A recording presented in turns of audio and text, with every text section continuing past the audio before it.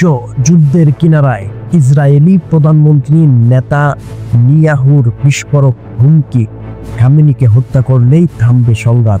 মধ্যপ্রাচ্যের টান টান উত্তেজনার মধ্যে ইসরায়েলের প্রধানমন্ত্রী বেনিয়ামিন নেতানিয়াহু প্রাইম নিউজকে দেওয়া এক বিস্ফোরক সাক্ষাৎকারে বলেন, আয়াতুল্লাহ আলী খামেনিকে হত্যা করা গেল এই অঞ্চলের সংঘাত শেষ হবে এবং একটি ভয়াবহ পারমাণবিক যুদ্ধ ঠেকানো যাবে।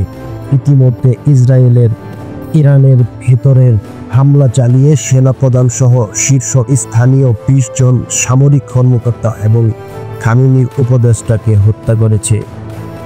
রয়টার্সের খবরে বলা হয়, যুক্তরাষ্ট্রের সাবেক প্রেসিডেন্ট ডোনাল্ড ট্রাম্প এক পর্যায়ে খামেনিকে হত্যার পরিকল্পনা আটকে দিয়েছিলেন। অন্যদিকে ইরানও চুপ করে থাকেননি, চালিয়েছে পাল্টা হামলা।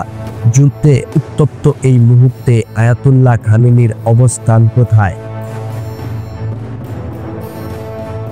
তা ঘিরে রহস্য বাড়ছে।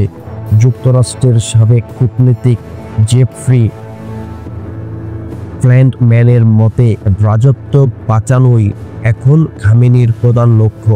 যুক্তরাষ্ট্রকে শয়তান বললেও প্রয়োজনে আলোচনায় বসতে তিনি পিছপা হবেন না। তবে তিনি সতর্ক করেন, এই যুদ্ধ ইরানকে পারমাণবিক বোমা অর্জনের দিকেই ঠেলে দিতে পারে। বিশ্ব এখন তাকিয়েছে, নেতানিয়াহু সত্যি খামেনিকে টার্গেট করবেন নাকি।